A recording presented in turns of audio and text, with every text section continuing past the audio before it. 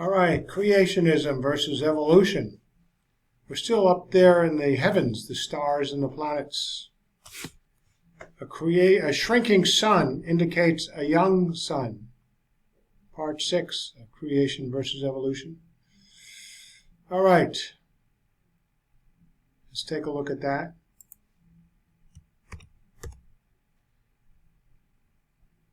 We'll look for a shrinking sun indicates a young sun.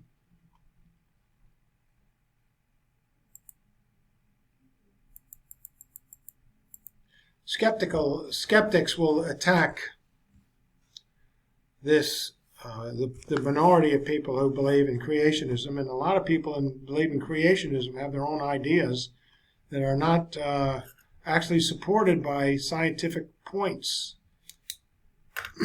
So we don't get our act together because nobody really does their homework together. So let's be skeptical about the skeptics. Now, there's a great study there, answersingenesis.org, which you can look at, and they've got some great articles. So creationists are often accused by evolutionists of not quoting or referring to other scientists' work accurately or in context. This is particularly so when the doubts of an evolutionist can be misconstrued to imply he's given up evolution. Such impressions are never intentional. What our opponents forget is that quoting other scientists' work and statements is common practice, and conventionally such quotes are never intended to imply anything more than the author's beliefs, etc., than what is so-called in the statements quoted. So take things at face value. But there's an emotional content here. It's a belief system, one against the other. Neither is scientific. There's a lot of scientific information that is twisted and turned, and some of it is accurately supported. The big thing I think I ask people to consider is just because something supports evolutionary theory doesn't mean it doesn't support creationism, which is more often the case, and the creationism point of view is more applicable to that information. But it's not even considered. That's an argument of silence when you don't consider the opposing point of view. So there's misrepresentation, which I've gone over here, a negative trend.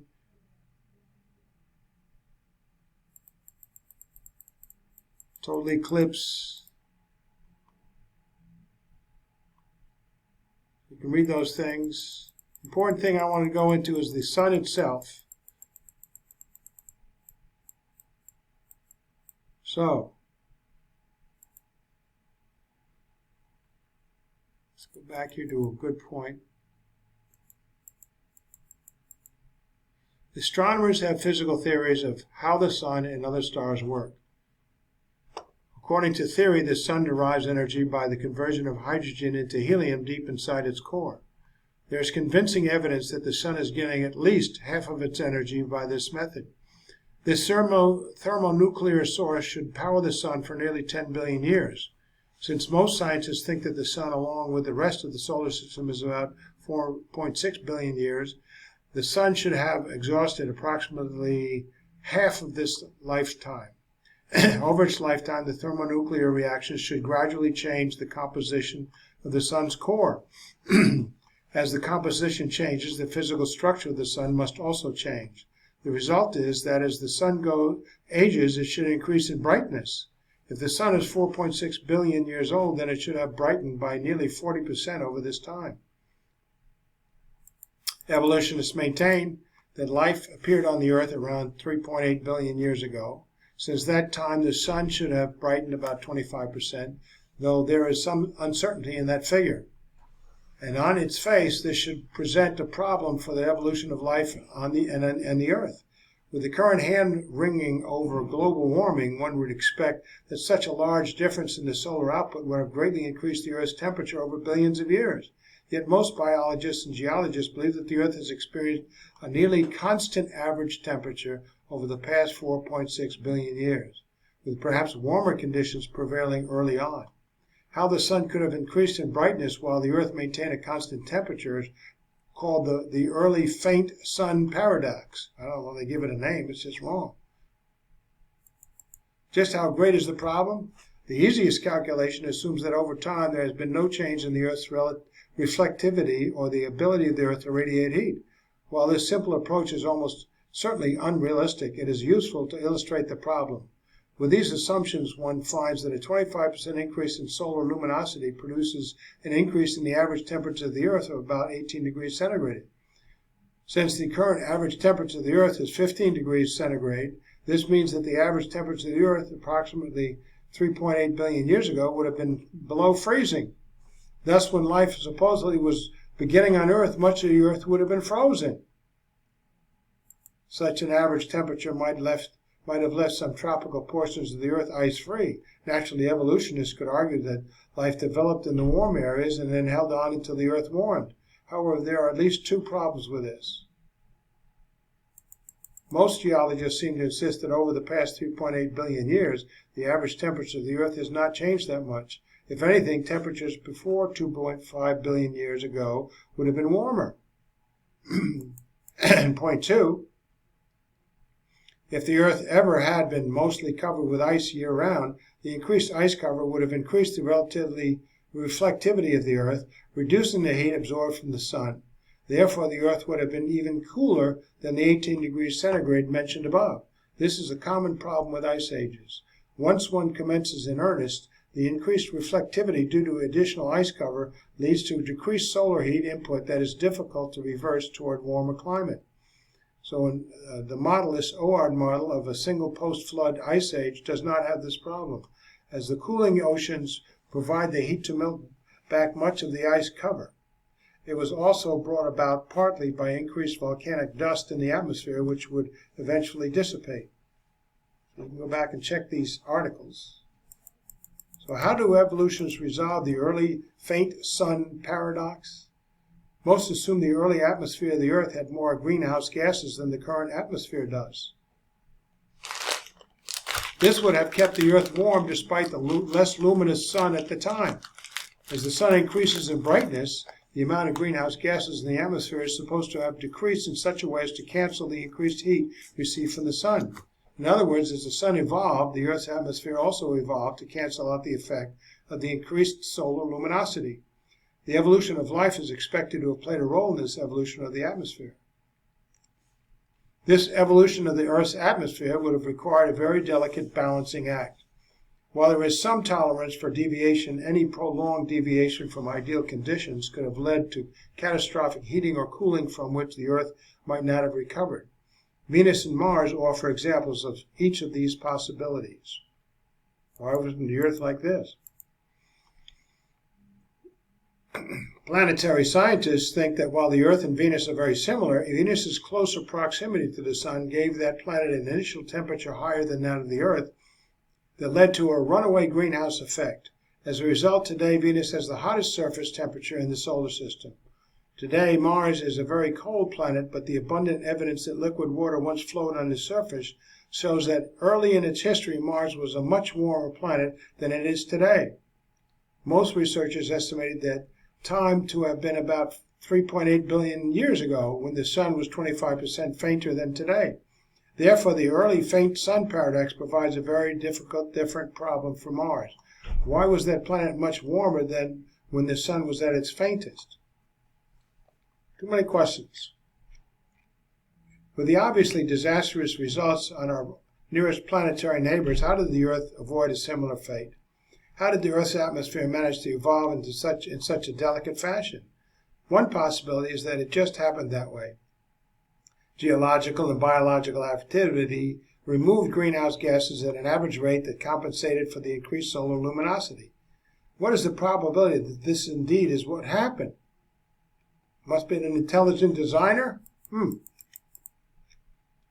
Because of the large improbability of that solution, some have suggested that the Earth's biosphere behaves as a giant single organism. This pantheistic idea has been dubbed the Gaia hypothesis, after a goddess of the Earth. The Gaia hypothesis, well, this sounds scientific, has been seriously proposed by a scientist named James Lovelock. Repelled by the teleological connotations, many scientists reject the Gaia hypothesis, opting for the appeal to just chance. What formulas say, oh, it's just chance? Okay, you don't need a lot of math for that. Of course, another logical possibility is that the solar system is only thousands of years old. Hello? Did you ever consider that? No. If this is true, then there is no paradox to explain. It simply means that the sun has not been around long enough to have had experienced much increase in luminosity. Many may object that we know that the sun is 4.6 billion years old, but that is simply not proved or true. There is no direct way of measuring the age of the sun. Our understanding of the sun's structure does not permit a precise calculation of how bright a zero-age sun should be as compared to a 4.6 billion-year-old sun. Although we can conclude is that the older sun should be brighter than the younger sun. The 4.6 billion-year age comes from the alleged age of meteorites, and it is assumed that the sun is that old. Of course, creationists reject the old age of meteorites as well, because the radiometric dating systems have such variance in them and such inconsistency that they're not even trustworthy that much. So the early faint sun paradox may be evidence that the solar system is very young. You can check this out. These references. Now, the moon is young. The moon is very different than the Earth. Our moon should not be orbiting the Earth. It should be long ago have crashed into us. Maybe it's been only there a short time. A moon is the largest moon that encircles its planet. Yet it is just too close. Even a man-made satellite's orbit, if not frequently readjusted, decays, and then the satellite crashes. New evidence indicates that the moon is only a few thousand years old.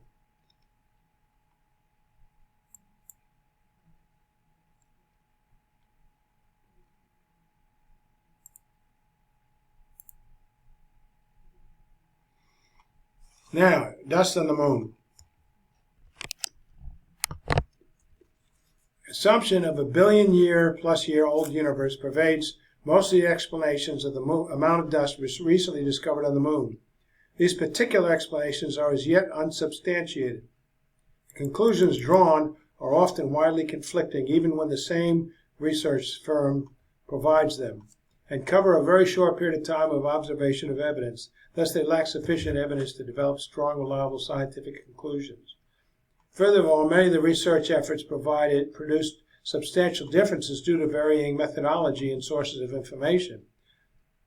Satellite measurements of dust influx and analyses of moon rock, soil samples, earth dust influx collections, moon microcraters found on the moon, and so on.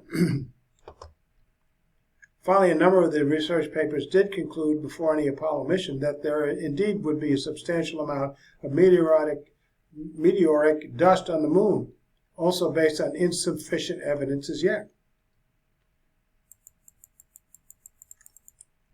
So, there's not enough dust on the moon.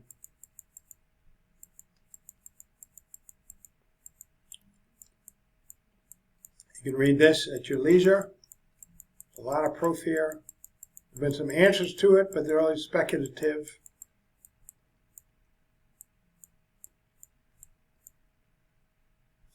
Now, the existence of comets supports a recently created universe.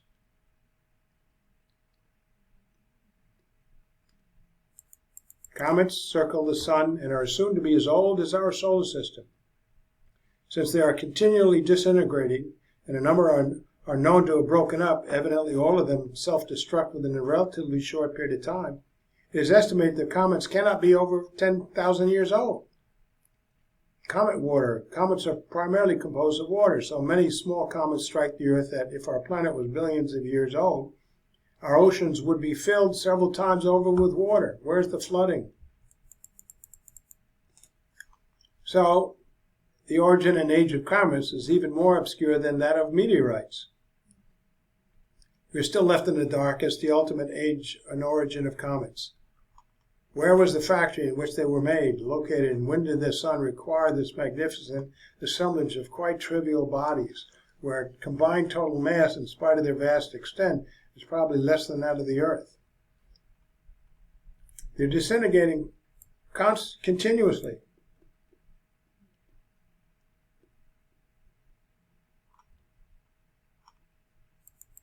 There's no evidence. So we will begin